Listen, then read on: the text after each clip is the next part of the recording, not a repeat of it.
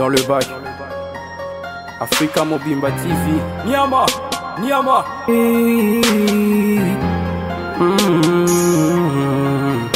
Hey. Africa Mobimba TV. Niama, Niama.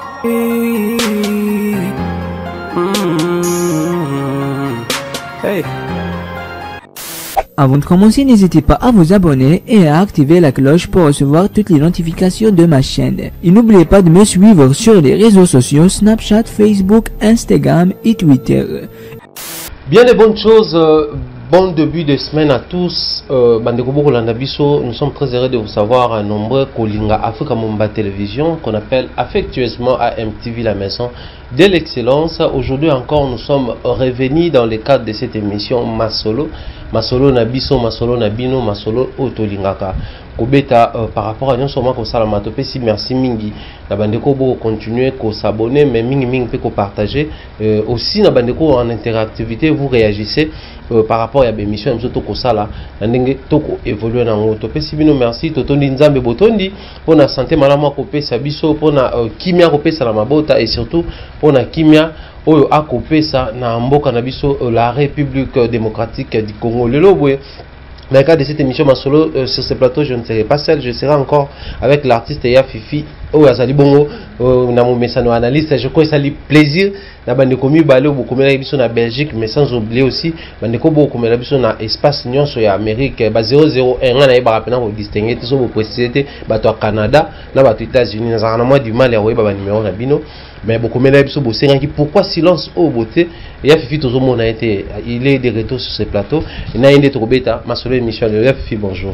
Bonjour Cordon, bonjour na téléspectateurs sur internet, surtout ma téléspectatrice. Ma téléspectatrice en tout cas donc ça je sais que ma téléspectatrice mingi ah ça le plaisir à toi en tout cas bonjour de partout mais habité ba Ernie Bozo émission ba tout Bozo na direct donc bonjour bon week-end bon début de semaine tout Bozo émission vraiment le plaisir, analyste de maison. J'ai été harcelé, dérangé. Ça a commencé aussi à me préoccuper parce qu'il y a eu tout un tas de gens qui nous écrivaient de partout. J'ai signalé déjà au début, c'était beaucoup plus en Belgique, mais aussi chez les 001. Donc, États-Unis, Canada, ils ont demandé à ce qu'Yafi puisse réapparaître et qu'Yafi puisse se manifester. Et aujourd'hui, avec grand plaisir, il est sur ce plateau. Il y a un monde à bande rassurez pour la permanence de disponibilité. En tout cas, merci. Donc, ça me va droit au cœur. Autour de ça, il y a des gens qui ont vraiment. Merci beaucoup. C'est un peu donc c'était vraiment indépendamment volontaire. Peut-être moi, occupation me sous-soumet. Dans le Barango pour l'Afrique, on est prêt à tout moment. Cordon Benganga, tout ça, on analyse ça. En tout cas, merci. Et ça, on fait quelque chose, les gens réagissent. C'est que Auto, le qui est en 20 donc nous sommes dans nos premiers pas dans le début de analyse, mais les gens vont aimer. Donc ça me fait du bien et puis ça rend tout le temps dans un temps à réfléchir. Quand on a devant caméra, on a dit qu'il y a une responsabilité, où il y a des gens quand même qui porter dans la cœur déjà dès le début. En tout cas, merci Nabino. On est là. J'espère que nous serons à la hauteur dans Auto. Merci beaucoup, j'ai dit comme ça, joyeux anniversaire à David Loutete, gaucho, riche mais humble, David Loutete, bien de bonnes choses, Mboula Sigama Mbouasika, mais ming enjoy parce que Neto Bengaray affectueusement, papa social, bien de bonnes choses à toi. Je l'ai dit comme ça cette émission à Mister Longo Kimambel, depuis les 001, Naïm Sarabino toujours, donc Longo Kimambel na Montréal, topesi Mote, topesi Mote na Toronto, à Kelly Charleston, Pembe na Pembe. Nous dédions aussi comme ça cette émission à l'honorable sénateur Adonis Ngambani Mbambi Ngovoli. Félicitations, cher honorable sénateur, nouvellement élu, honorable sénateur Nabiso Papa Adonis, président. Il y a Julie Kiti, donc bien de bonnes choses à vous. Félicitations, vraiment, cher honorable sénateur. Je crois que c'est né côté culture, côté sport, et vous allez vraiment un renouvellement à Marambébélé. Nous dédions aussi comme ça cette émission à mon mentor Jean-Claude Longangue, à maman chérie, maman Rose Faliala, qui nous suit depuis l'Angleterre. Dédicace comme ça. Nabato tout Bozas Coach en Afrique, Mobimba TV, la maison de l'excellence, Longo Kimambel. Mouta Longo Kimambel, mon frère depuis Canada, à Montréal, donc on est ensemble, il n'y a pas de souci. Alors aujourd'hui, dans le cadre de cette émission, Masolo Nabiso, si je te rebelle et Babin Arayango, tu résumé en Babin Arayango, sex friend. De te rebelle à Mambo, sex friend. Sex friend, en fait, les alliés, nde to koma komona lelo boye communément bazo benga yango bongo, mais c'est l'amitié entre garçons et filles.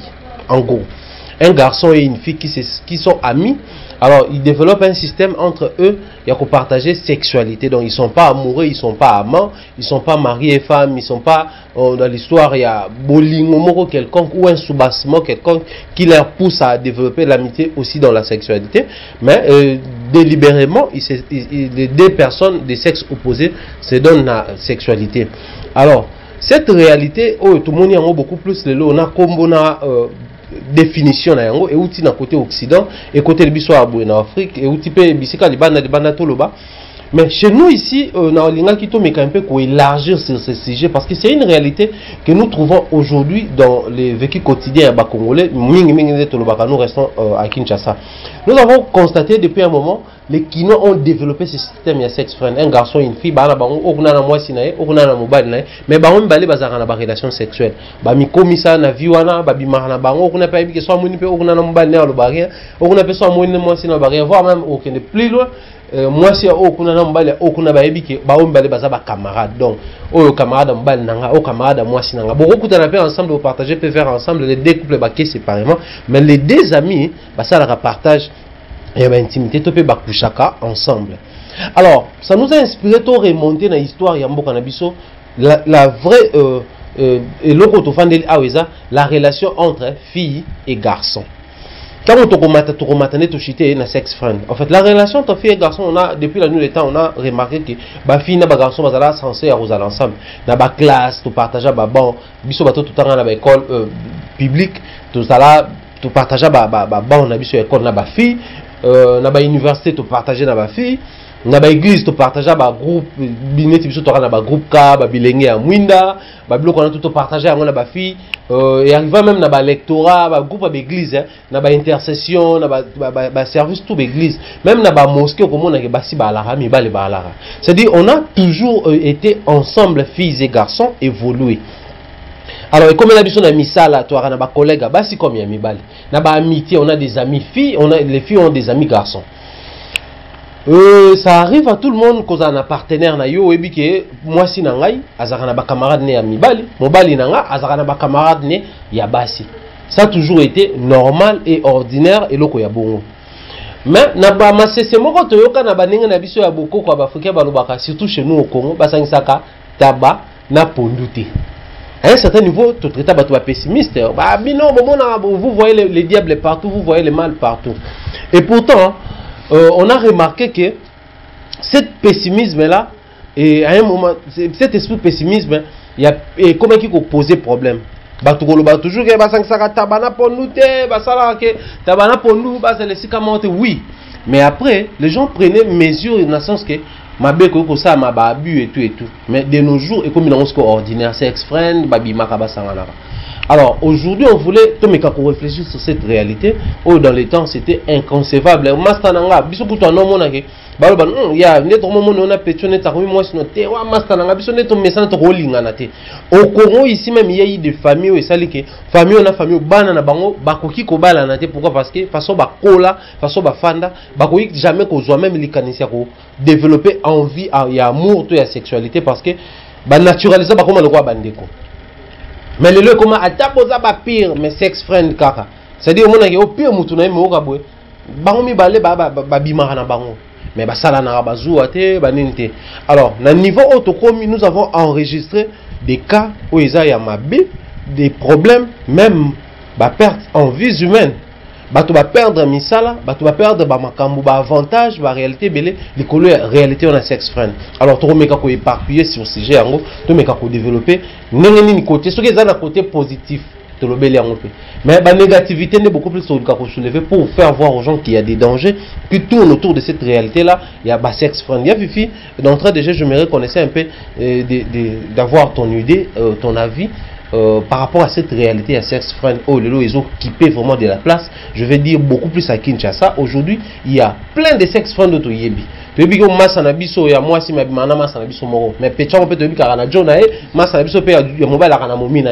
Mais Toyebi ke bango mi balé, ils ont des relations sexuelles. En fait, d'entrée déjà d'emblée boye to na ensemble to lobani pour na yango. sex friend ni to lobela bon au départ quand le bac il y a biloko te bien utili banda déjà les mots ils sont en anglais plus ça et le mot donc c'est-à-dire c'est important yekoya to utana ngokuna parce que to sola na ba mi museso na poto za fréquent na sola master nga modav ma voler na state et ça ngabi na roza na mi mo babi donc akoya pas zuyo bokie bo coucher bozongi mais sans kobete mamba bolingoté donc kuna tout le monde même la film c'est normal.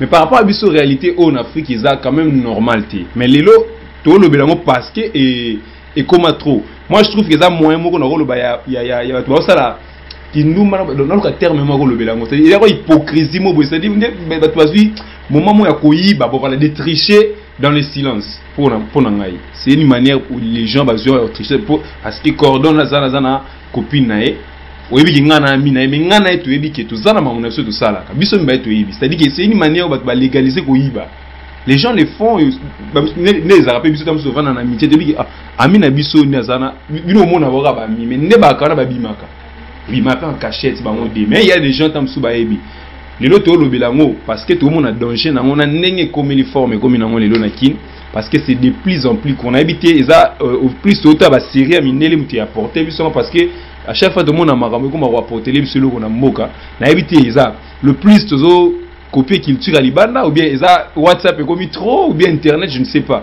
mais au moins les lots c'est ancré maintenant dans n'enga batu au moins naga ya amitié fille garçon au départ bon moi déjà au départ nazara partant dans monter OK moi déjà bâtiment limisanga je ne suis pas vraiment adepte na partisan dans monter moi je crois que ça n'existe pas. Vrai donc, toi, tu es de ceux-là qui disent que Tabana Pondu Basangisa. Vraiment, parce que je n'en exemple le bien le on connaissait des familles qui famille ona oyo ba kolingana te par rapport à kolingana bango. Mais moi je te dirais na kata ba famille il y a des gens qui sortaient. Quand nous mon parce que ezanine le plus basé ensemble bon les gens ba on a soué loko mabita avec la famille na ba on a biso de loko moko. Mais or on oublie quelque chose. Et sentiment tant que boita mara tabana pour nous quand on dit c'est bato lo bango ça va corona biso c'est-à-dire dans notre culture mi kolo ba mona ngo liboso pas mine les aba mona bango mais chez nous ici cordon c'est impossible il y a aussi ka garçon la fille tout un temps pourquoi ba sexe friend na boitani le plus à cause de la garçon la fille ne les boiti mambwana quelque part na condamné bato ça la honte mais na rattraper kaka mambako ko baloba bakoko ta baloba ke tabana pour nous basangisa ngote voilà maintenant place de bota mon sex friend puisque garçon na fille tant ba zo atteindre aux ensemble cordon même si mon quoi na idée on a été anamso za nango alors idée on a ces influences si tu sais pas film tout ana idée ana sentiment en quatre c'est donc là presque impossible moi mbala à résister au moins garçon encore résister à tous anamso ba ami à tous pétant de vendre normal bon on a ba tambola mais je dis il y a ba point moko les amis tant vous passez le temps au téléphone à tout moment na butu bosola beaucoup tanaka il y a un jour idée ya kaka et voilà tant idée ya kaka le jour où vous sali acte beaucoup inango vous disiez tout ça va ami tout ça les mambo voilà maintenant hypocrisie bandi vous continuez à les faire en cachette maintenant ba partenaire nous anango bazara na image oh ami na ba banane kala sans voir ma bégo donc muto soupçonnant moi il y a non c'est une forme ya tricherie moroboye et donc légalisé les gens trichent mais tout au développement tout le monde qui plus tard même et Rolanda va tout si n'a pas ma balle. Moi je crois c'est vraiment une très bonne chose il y a pour mes mabitions en anglais mais les lots tout le monde qui est un tout petit peu total à cette réalité là qu'est-ce que ça nous rapporte sur le terrain aujourd'hui sur le terrain il y a beaucoup de gens qui vivent dans cette réalité cette pratique il y a sex friend dans les temps c'était ceux qui baillent qui en c'était vraiment un délit grave c'était un scandale les gens criaient au scandale pourquoi parce que bah camarade va bimi parce que biso kala la seule manière de découvrir c'était les issues ceux qui aiment koti aiment nani ba bibi ko makana x ya yete oh mite ya yete mais après il y a camarade na ye or bino boko s'étonner na ezaki camarade boyebi que ça s'est limité na masolo na amitié et tout mais après bon déjà ba kota qui la sexualité dans la camaraderie. Alors j'aimerais qu'on essaie un peu d'ouvrir les angles à l'époque. Chez nous c'était ici à Kinshasa, bano bakoli na Kinshasa bana poto, bakulutu bandeko bakoyeba. Chaque jeune fille azaki à un moment donné bah si kotonga eleki moi je préfère beaucoup plus m'entourer des hommes que des filles. Oui. Ah bah si so bofandika ko chola na bani moi je préfère rester beaucoup plus avec les hommes parce qu'ils sont sincères, ils sont vrais quand ils acceptent quelque chose bah oui quand ils sont pas d'accord bah koyebisa yo et tout avec les hommes il y a moins de risques que quand je suis avec les filles bah pour envier yo bah linga mobile na yo. on voyait beaucoup plus les dangers d'un côté, mais on oubliait que de l'autre côté, la pratique s'exprime avec l'avènement aussi. Il y a un apport extérieur, quand je vais dire comme ça, cinéma, mais revenons sur les bases. Biso to yebaka kala na amitié wana soki mwana mwasi mobali moko bazo linga yeba osala nini on préfère beaucoup plus aye oui ça moi mobali wana za camarade na ta moi mobali tel azo linga nga mo bino ba mbali boye bana kata no ba lion na ye est-ce que ça sérieux est-ce qu'il m'aime vraiment ou soit alinga kan zoto nanga de même pe biso zaki oyo sa camarade no mwasi nga linga peto yo mona no neni ça il a non ma solo mais quand on comme c'est master na oh solo non na yotala ça dit c'est cette manière là et ça nous aidait à l'époque ça nous rapportait d'ailleurs beaucoup de nos ex-petites amies, nos amis filles aussi, leurs ex-petites amies, ils ont rappelé bafouille à bapor, surtout comme bébé sur bapor. Mais aujourd'hui, ça se transforme en danger. Au moment où on a une ligne au mobile, il faut aider dans ligne, un camarade. Mais biso mi balé, tout comment qu'on développer l'intimité. Je vais rentrer encore en arrière. Quand les alaka, ceux qui n'ont pas de problème, na petite amie nanga. Na roya koluka, camarade nanga ifi na betele ah, ta la petite amie nanga na omona ebwe na omona ebwe. Yenda rope sanga même ba canal, que non? Nenga osala boy, sûrement c'est quand nga tricher. So moni mo sa ko mo poser ba acte boy, c'est que alinga linga libanda. So moni mo sa ko mi ko kende na banenga boy, c'est ka linyo li souste. Soit faut vérifier, soit ana kana na soit osala eloko moko oyo etikala ena mutu, du coup ya wana alingi avenger na sens wana. Mais aujourd'hui ça prend une autre forme. Et ça c'est avantageux parce que neti bolelo comme ça devient un danger, je vais rester comme ça na moni moi sinanga na camarade moi mbali na bana d'ailleurs côté les mélange dès le début parce que na bique ici na comme à sex friend même moi si personne moni mobile na camarade moi il y a moi si ah bana côté parce que bique souka na on à sex friend. C'est comme si dans les temps c'était avantageux chez nous, mais après les mots le bien bah port bah mambo belé et puis tu as épinglé une chose, je m'aimerais m'attarder là-dessus parce que bah ne pas hôtel absolument bateau à Canada c'est peut-être parce que au moins tu vas voir que bah c'est bah pousser biso na bah pratique ya bah aphrodisiaque bah stimuler et autres. Tu as encore aujourd'hui à nouveau indexer les filles disant qu'ils sont encore plus dangereux ceux qui ont moins ciné moutou aligné mais mon monde de s'exprimer. Mais oui, ma question en fait c'est après analyse nanga, c'est comme si dans les temps chez nous ici au Congo c'était important, c'était bénéfique, mais aujourd'hui ça devient dangereux. Tout à fait cordon. Dans les temps au Lobango, dans les temps c'était bénéfique. Tu as une amie fille par exemple, amie nanga, et puis mambo bana vraiment sur bateau la biso ils viennent bon. Quand tu veux aborder une fille, tu as un ami fille aux années, ah non, il y a une fille mobile. Comment peut-ce que va tactique? Comment peut soyez? Il faut beau. Tu as au moment où les ah il y a des ça va tout moi ça la bon tu vois que ils ont aidé. Oh quand elle a la pause moi faut mettre une année. Voilà pour mettre une année. Tu as souné na rolemba na ami no fille wana zo aidé. Ah au ligne ça ni. Oh le bail buté. Au moins son qui ne oui. Sommeler logo. Tu peux ces cadeaux. Qui est na terrain. Tu savais que c'était bénéfique. Ils ont aidé. De la même manière que ma fille tape sur les garçons moi aligné moi ah mutunanga moi pena amina tu vois ah garçon na déranger neni ah le bani c'est ça va na étudier pour na ya ba tout ça là na bi attends na muté manete mena otala mutu azaneni tu vois to so attends to so la mwana et qui relation moi na ko aider mais ça vraiment ko aider na ebe lo kona ki na linga fille moko pendant au moins 2 ans 2 ans aye autant dans le lycée mami nanga mo fi pa ermo bu pop na zaye pena ko linga maman te mais na no so la netam so ko partager na ah la bi fait on sait kalinga nga tabité alinga ko tete mais muso ya ndenga botama tu vois a motiver nga zaye relation moko boye ezaki productif moi aujourd'hui cordon est productif souté puisque pourquoi les sexes écoute na 4 même si fille o wana zo ba ami na wana a aider yo mais dès lors beaucoup mo bima moi je me dis toujours que na bolingo ba partager à té dès lors comme bimana mutu c'est une matière sur le plan sexuel moi je pense que c'est le côté au plus némité magena rotuta toi ba domo sangana tu vois boza en relation en cachette mo retrouver ba relation na lelo ba kale comme en kota makasi omoni ba zuwa mobwe ba to éviter ba mbosa là tu vois zuwa swe comme mandeni ya silence c'est ça ma bé puisque partenaire aux amis on a alors que la moi c'est nous zuwa mais moi c'est que c'est ton ami. Comme on a fait beaucoup de temps ensemble, bonjour, bonjour, bonjour, mais dès que tu es sur WhatsApp, mais oh, on a dit c'est son ami. Suzu est comme les gars. Moi, comme il est sur WhatsApp, on peut ça ramener de Suzanaï. Bon, il est qui ça tourne aïe. Mais ça devient quoi? Au départ, on va définir ça en tête que c'est à Tobimaka, Sukiwana. Mais voilà danger dans nos années. Amour, n'a pas bakabola angote. Partout, bolingo bakabola angote. Deux personnes au dès leur bateau sangana déjà ensemble dans relation d'intimité on a bon avis contexte minelité parce que minelo tu vois culture occidentale est mon abisoté. Et ils sont moins dans ça, et c'est normal. Moi, tout le monde a un autre film au bout. J'ai un ami aussi pour toi, il me disait qu'il y a une exposition d'artistes. Ah ben non, il y a un film au monde.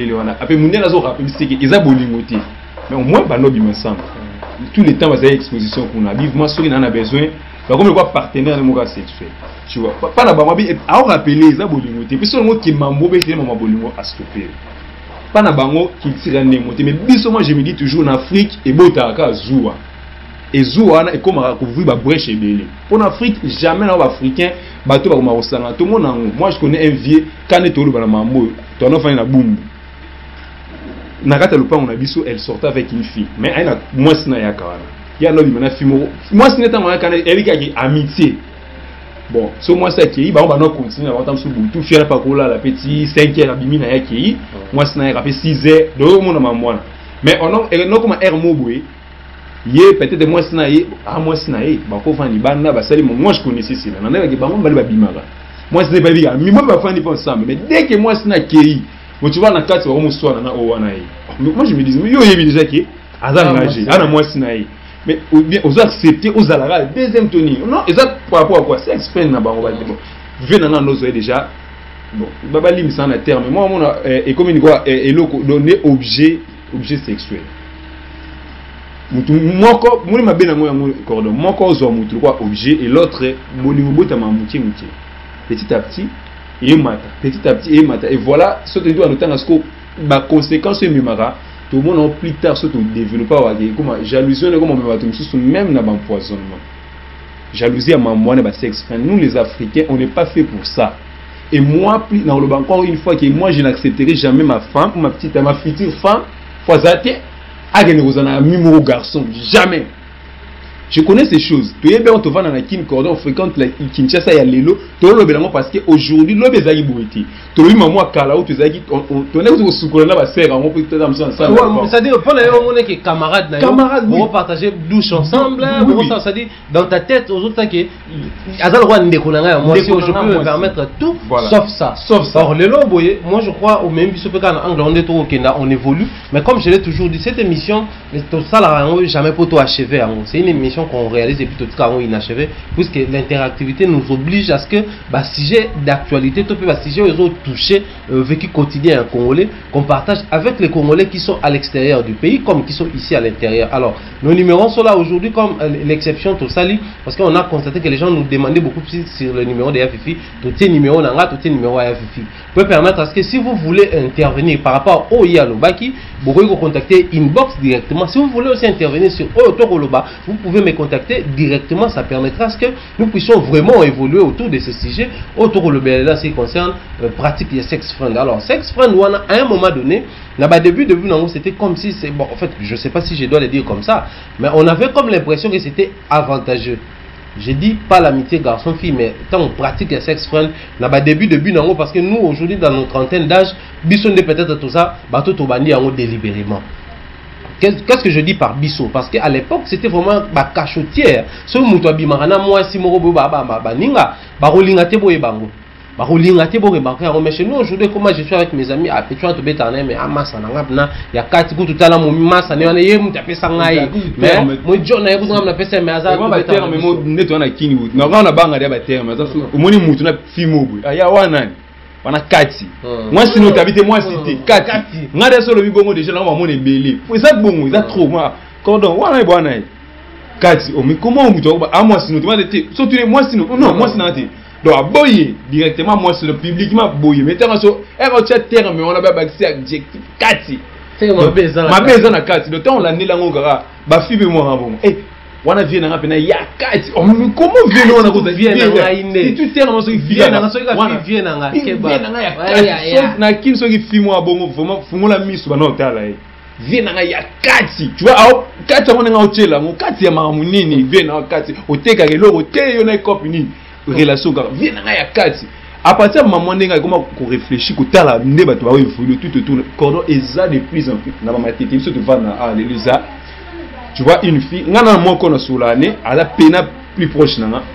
sa vie c'est comme ça et les kana vie na ya bon OK ana mobali te boye mais ba vie na nga kaya kati wana ba vie na nga elle en a beaucoup comme ça ayebi pe mo ye moi akutane pe na moi sina yo kutu wana ba abwake mo terme mais yo yeba ayebi qu'après wa ba okutana asali pe moi zuwa ndingi za mais moi je me dis oyebi moi ça mutu tam super conseil voilà ma belle ngo za skonini so c'est un conseil tant bolingo comme kota na après ce conseil bien ndingi za au départ tout le bateau temps ils avaient amitié ils avaient avantagé aujourd'hui bateau ba bimaka wana cordon il y a aussi un conseil par rapport à moi tu comprends la ngama so na été mais so ba côté na moi c'est mec qui na minu nyonso misi libanda tu vois place toi qui est mal na ngozo qui na donc déjà ça comme c'est mbanda na il est déjà pas na mbanda mais publiquement ça la montée pour ba beta en cachette moi bonjour tantine moi ça na blénion moi je me to lo belango na éviter na poto bato bala na biso ne ba vivre maman parce que les a fait libéraliser maintenant bato ba to na biso pe abala na biso to lo bango pona ba ouvrir un peu l'œil sur ça tout autour c'est tout tant trois bonnes anglais ba marié puisque mambo et qui n'est même si ba marié je crois on va même chuter na wana parce que souci ezate ya kokomisa bato ba mona mabe mais seulement que les gens comprennent que c'est une réalité aujourd'hui qui se vit ici au Congo que les gens apprennent à faire avec c'est-à-dire faire avec ezate ko accepter to ko gober en d'une manière globale mais c'est aussi comprendre comment créer les engins sur terrain comment créer plus de mesures de sécurité pour gérer vos relations surtout j'en appelle na bandeko bazana ba relation à distance moi je suis à Kinshasa partenaire à Libanda. Moi je suis à Libanda partenaire à Congo. Moi je suis en Afrique partenaire à Asie. C'est-à-dire vous devez faire très attention. Aujourd'hui il y a beaucoup de filles oh bino bo confiance à mibali na bino. Wana mutu nanga wana mibali nanga yoza master nanga ya confiance gérer ba koma ba sex friend. Wana moi si nanga ya confiance gérer ka même ba petit garçon ba koma ba sex friend ba grande sœur. C'est-à-dire viens mo bo voyager petit wa momi nanga fo bo gérer ba te ba zemi ba boti ba mobile. Ce sont des tristes réalités que nous constatons. Comme je disais au début, c'était comme ces acquis avantagés pour la sex friend. Qu'est-ce que je veux dire par là? J'ai un problème avec ma partenaire, je viens auprès d'une amie. Talangaï, partenaire, on a kimia. Solo lanaï, conseiller, wana en amitié.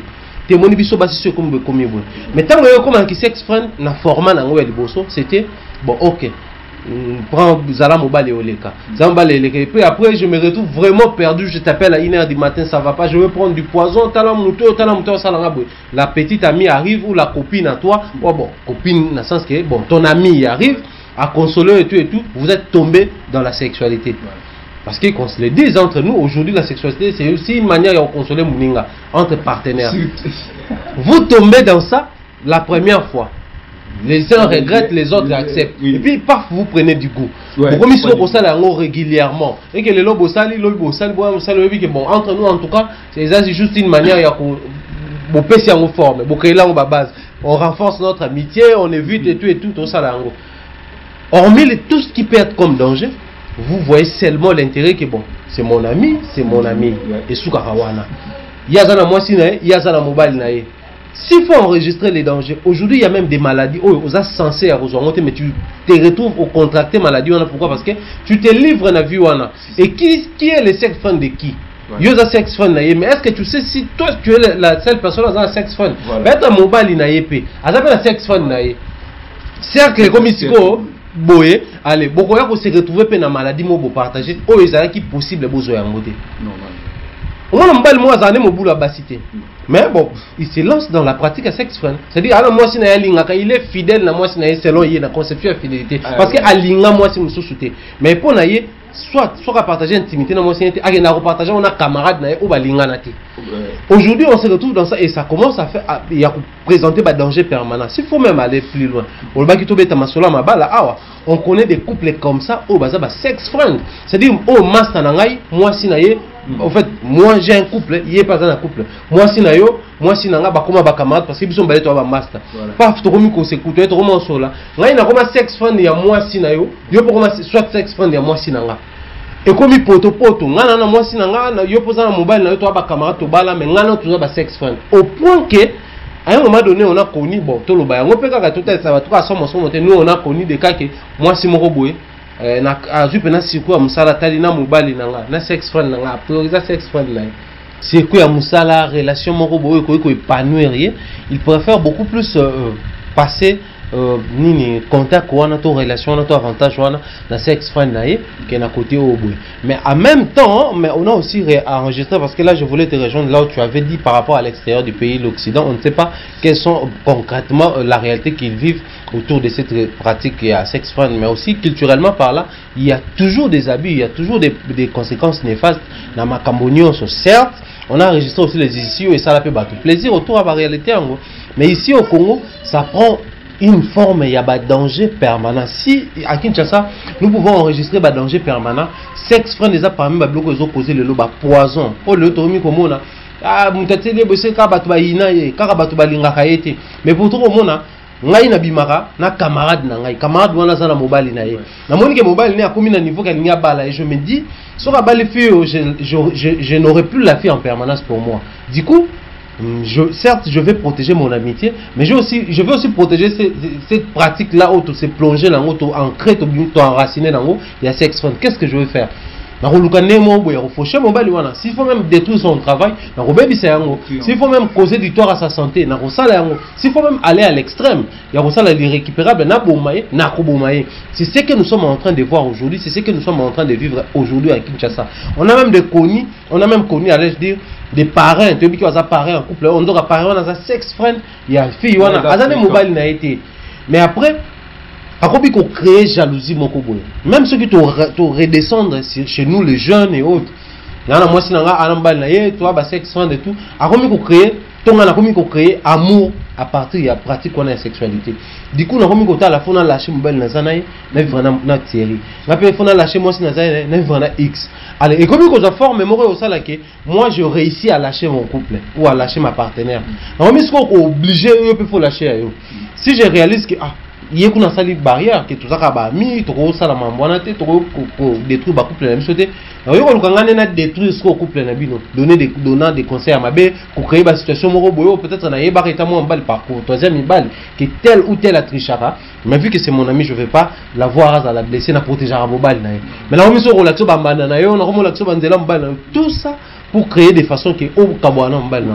Alors je me réconcilie là to komi komo na ba conséquences visibles na auto tangi au bout et comme même sous soutien à liwa et comme si abatu musala to keneti place to balinga to keneti il y a des pasteurs qui sont sex friends na ba sœur en Christ protocole ba sex friend na ba frère et au ça là que pasteur alingane sœur wana te sœur na pas lingane pasteur te mais ba kota na pratique à sex friend pasteur comme peut ça ba professeur wa bipamba moi sona na misala mabe moi si na yo na famille na ba on ba bloquer musano ya avancer au point que mobala boya moi ça sera l'exclusivité il y a pasteur à protéger. C'est-à-dire au moment là les conséquences sont tellement dangereuses que tu n'as qu'à un peu énumérer ces conséquences. Et comment tu analyses autour de Yabamamo en lien place à Kota, l'année Batmuso, à Zola Misala, Bakene, la Mopé et moi, avantage et belé, mais comme ils sont créés des conséquences à Mabé.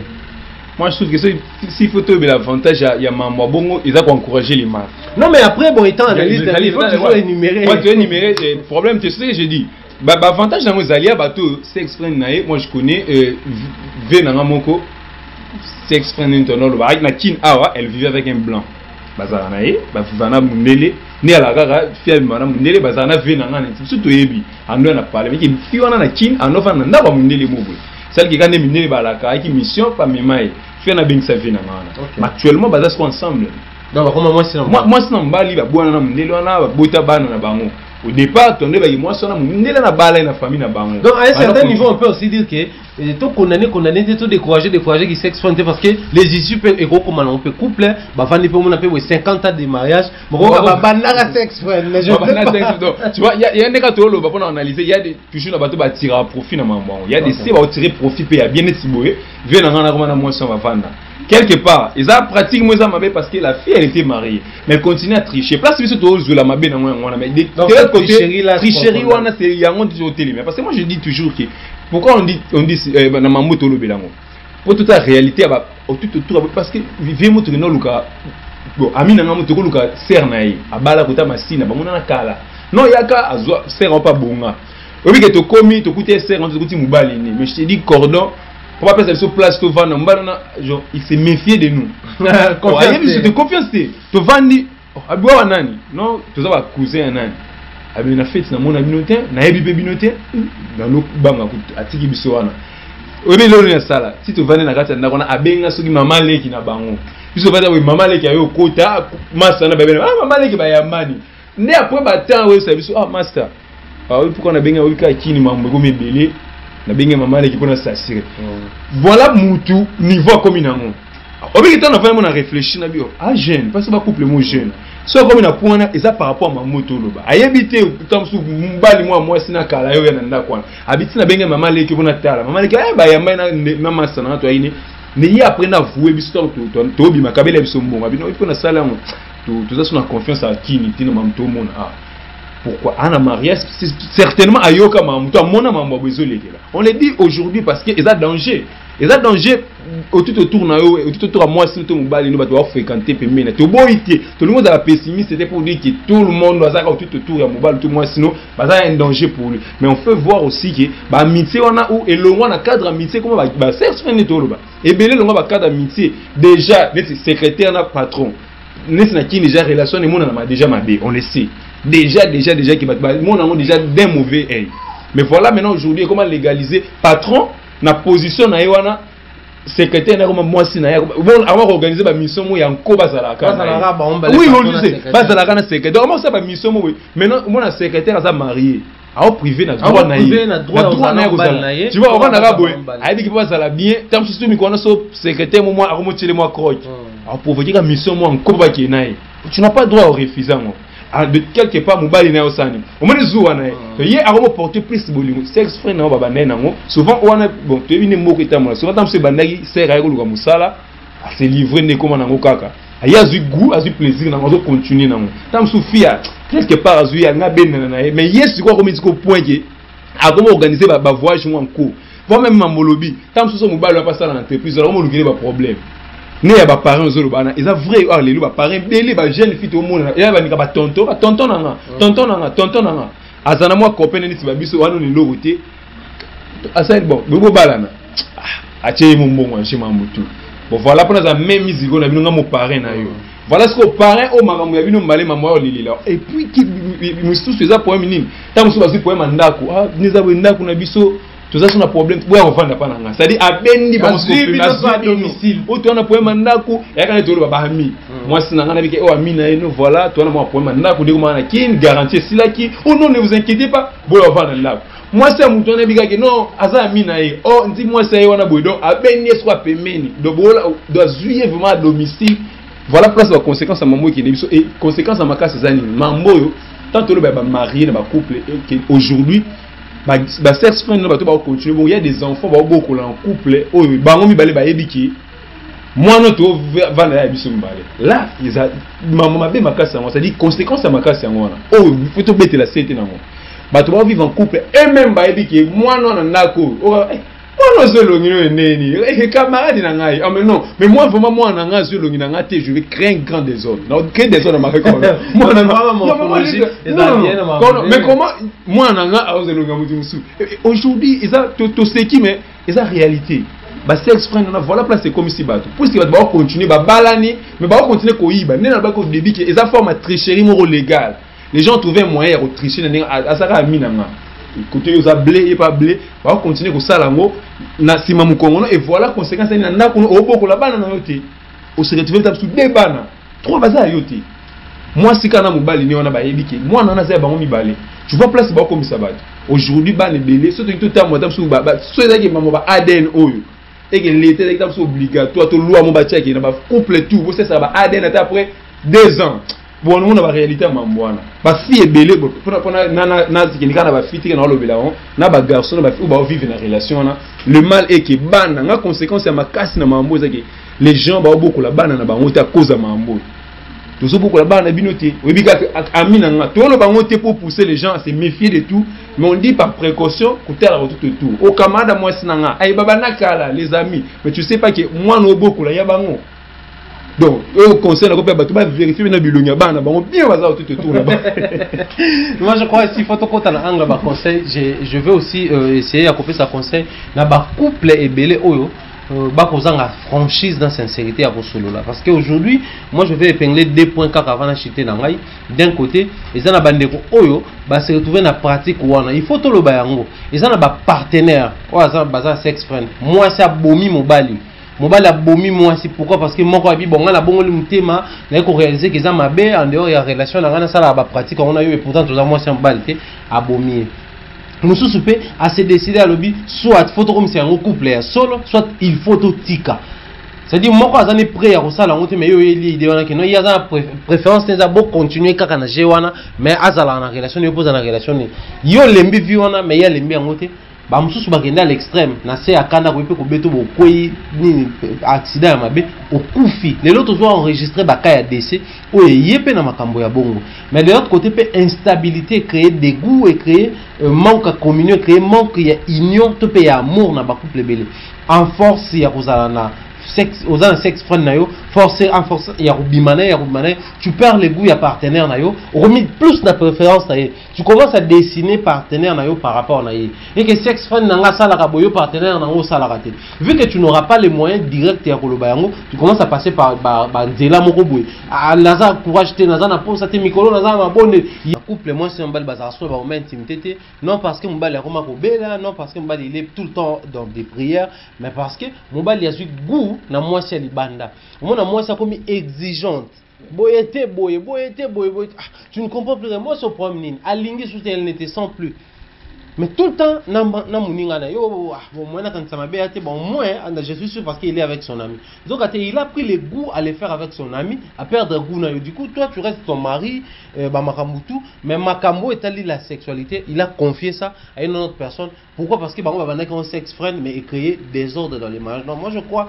c'est vraiment une interpellation à tous celles et ceux qui se retrouvent dans cette pratique là bah sex friend de prendre conscience de se situer de se positionner. C'est bon bien de le faire aujourd'hui, mais nous avons essayé ici de pointer quelques cas où ils ont même excès. Au monde, beaucoup de gens ont perdu de leur vie, beaucoup ont perdu leurs membres de la famille, beaucoup ont détruit leur mariage, les uns, comme même dans la situation qui a perdu Moussala, parce que sex friend, il y a moi aussi, parce que sex friend, il y a mobile, il y a les marques. Tous les lots, se retrouver handicapés, se retrouver dans la situation où il y a mabé.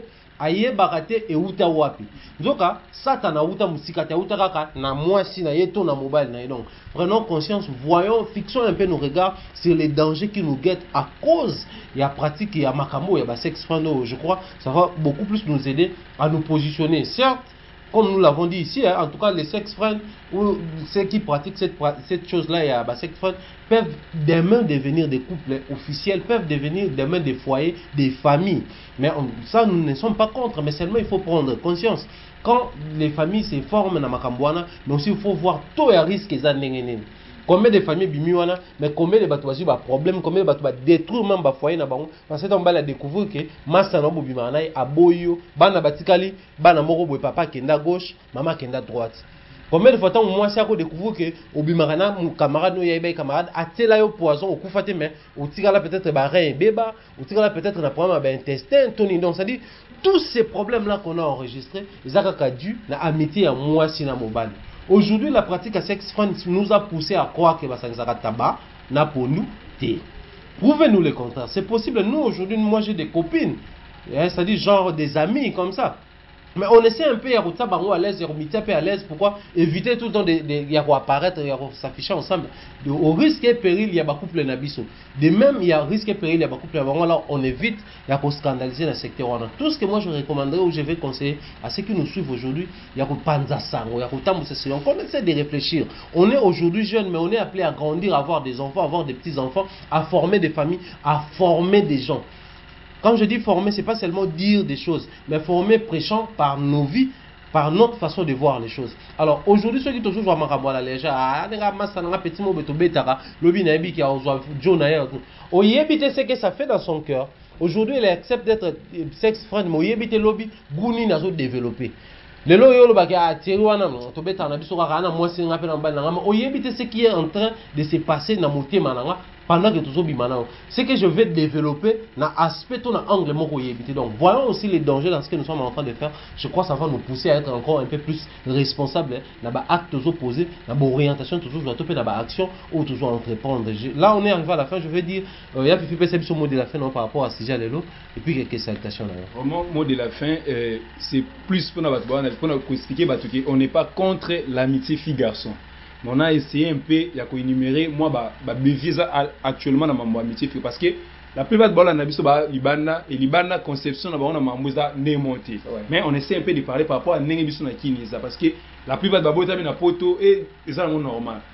On essaie juste de dire que na CP na point mon lobby et ça m'a bêté mais c'est qu'on s'afficher moi trop né comme mabé. Quand on est en amitié à fille garçon le plus beau c'est rapprocher les places ma bébé Zoya. On peut rester des amis. On a aussi des amis tout sur on a WhatsApp, parce que nous sommes donc on a cause à Kamara, note toute façon que toi lingana. Non, c'est pas ça. On peut. Et puis lingana côté za la rabo comme ka botoka namba. Voilà maman, voilà on lingana te maman beaucoup na nenga ki et comme maman bolingo maman. Or, les na mabe to le azanini. Le plus va toi ça là sex friend, on a quand les gens sont plus en contact qui na maman sexe et développera une sorte moins amour na makasi.